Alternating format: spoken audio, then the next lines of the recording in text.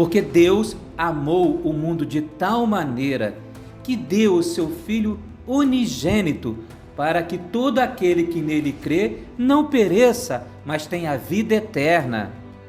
Então, ao tocar esse versículo tão grandioso, nós precisamos do sentimento do Espírito de Deus. Precisamos ser tocados por essa palavra. Não podemos apenas estar repetindo ela, porque Deus amou o mundo de tal maneira. Nós precisamos compreender espiritualmente, ganhar mais discernimento, que essa palavra ela vai mexer radicalmente com a nossa estrutura. Você vai entrar dentro da dimensão do próprio Deus, compreender as coisas a partir de Deus, ganhar o sentimento de Deus de vida. Você não vai querer entender a palavra de Deus a partir de um conhecimento teológico humano. Eu estudei, eu sei para que serve isso, mas não pode ser superficial. Precisamos penetrar o Santo dos Santos, penetrar para dentro de Deus, que é a nossa habitação eterna. Uma vez que Deus deu seu Filho para todos nós, e todo ser humano na terra tem potencial agora de ser liberto, de se arrepender dos seus pecados, de crer no Senhor Jesus, de ganhar tão grande salvação, salvação eterna, perfeita, e ser liberto dessa condição caída, corrupta, de trevas.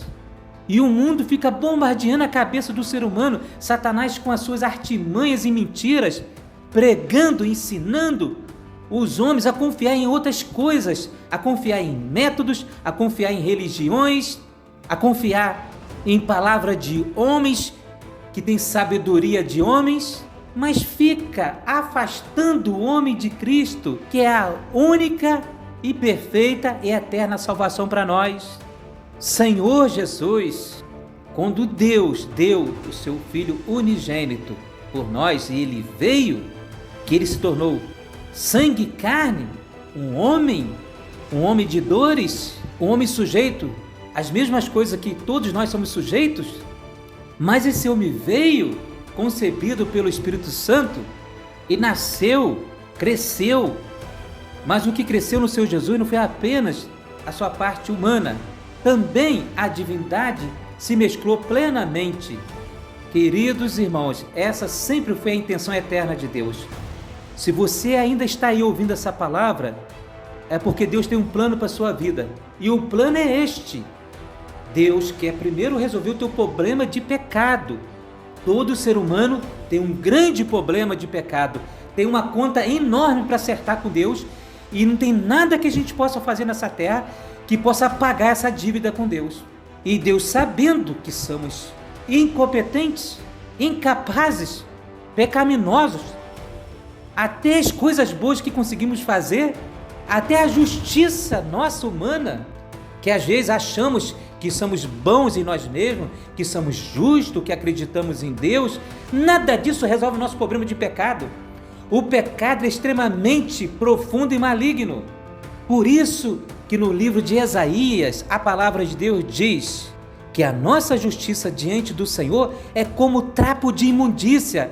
Nós ofendemos a Deus grandemente quando nós entramos na presença de Deus confiando em nós mesmos, confiando de que somos justos porque praticamos atos bons, ou qualquer motivo que seja. Ó Senhor Jesus, que Deus nos liberta de tal ofensa.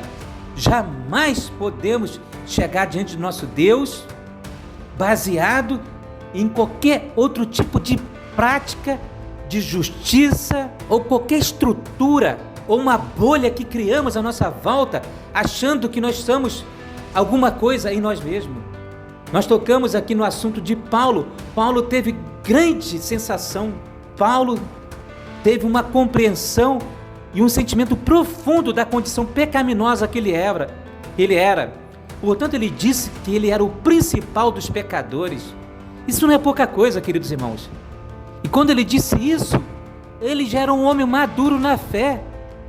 Ele já tinha passado por todas as experiências dele no ministério de apóstolo, de edificador das igrejas, de apacentador, de mestre.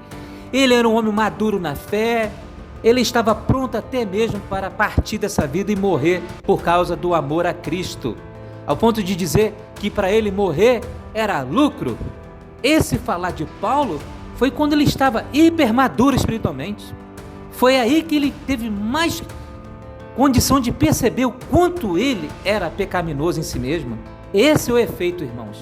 Quanto mais nós nos aproximarmos de Deus, quanto mais uma pessoa verdadeiramente ela se torna mais espiritual, uma pessoa que vive mais na presença de Deus, que anda mais no Espírito, que anda mais no Santo dos Santos, não anda mais na sua concepção natural, não anda mais segundo as influências desse mundo, não é mais controlado pelas suas emoções.